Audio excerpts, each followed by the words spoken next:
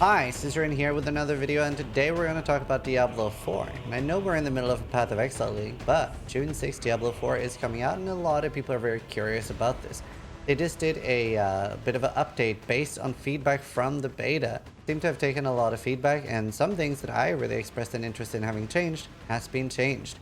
So that's what this video is going to cover. If you're not interested in Diablo 4, I obviously still are pumping out a lot of Path of Exile content every day, so I hope you're enjoying that. But let's look into it. So the dungeon event chance has been increased from 10% to 60%. So like something happening inside your dungeon. But does that mean that things like Butcher is more likely to spawn?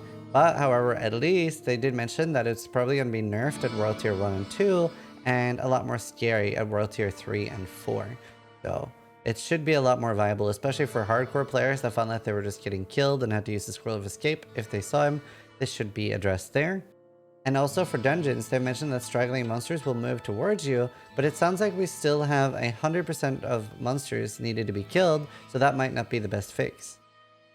For general changes, they're addressing some stun-related issues. Some of the elites are able to be stunned more, and we are able to be stunned less, so it seems like it's going to be easier to avoid being chain crowd controlled.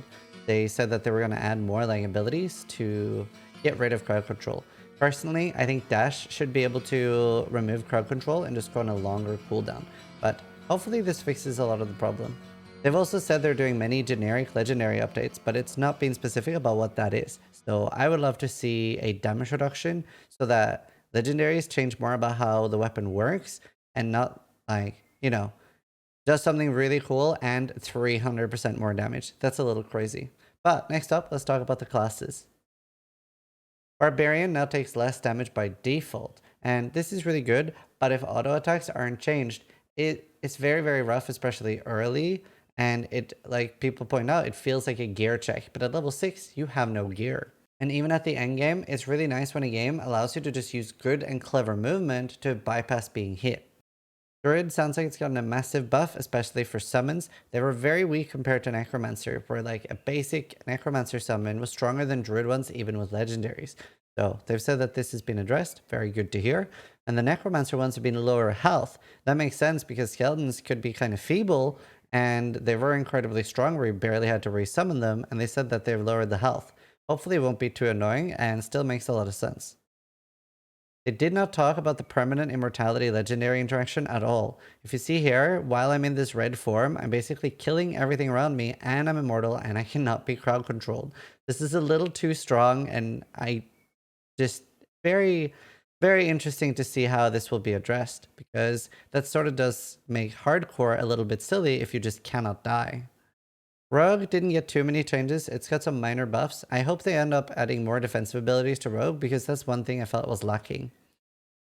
For Sorcerer, Chain Lightning has been nerfed, which makes sense. It was very strong, bouncing between yourself and one target, so for bosses. So it said it's been nerfed for bosses. And this makes sense because Chain Lightning is traditionally a skill in games that's used for clearing, not so much boss killing. For UI changes, this is a very big one. You can bind the mouse wheel to probably, scroll to move. Some Diablo 3 players like that. And while I think they're absolute lunatics, more choice is more better in a video game in general. And other than that, the most important change, which I'm so happy they listened to this. It was the number one thing I wanted. If I could have nothing else, this is the number one thing I wanted. And this is they've ungrouped the movement 1 ability. So now you can have mouse 1 as a move only key without having an attack on it. This means we can now use move only and pick up items and interact with doors. Whereas in the beta, you couldn't do that. You would have to have a separate key to pick things up, which was very annoying. So this has been addressed, and I'm incredibly happy about this one small change. It's so big for me. Sellers now have dungeon events. They were a little bit silly in the beta, where you would walk in and just kill 3 monsters, get a small chest. And it says it should be more rewarding now, as well as have the potential to have actual events. So that'll probably make them make a lot more sense, because they felt very filler in the beta. There's also some minor quality of life fixes, like fixing the bug of move canceling to increase attack speed. And there's now a grace period while loading into an area. So if you're on a long loading screen, you hopefully won't be killed by monsters before you load in. So that's it for the Diablo 4 updates. And I'm pretty excited to play Diablo 4. And while I have a lot of problems with the game, I think they have a great skeleton that they can keep building on further. And in the past, Blizzard hasn't had that much incentive to have strong updates, but now between selling cosmetics and a battle pass, they finally do. So I do actually hope that the game will get some large, beefy updates out the door, and I think it'll have a bright future, and then we're entering the golden age of ARPGs. Between Path of Exile 2, Last Epoch, and Diablo 4, there's a lot of choice to play exactly what kind of ARPG you would like to. I totally understand why people are skeptical though, but either way, I'm pretty excited and I hope you guys are too. Thanks for watching, sub if you liked the video, but more importantly, try to die less than I do.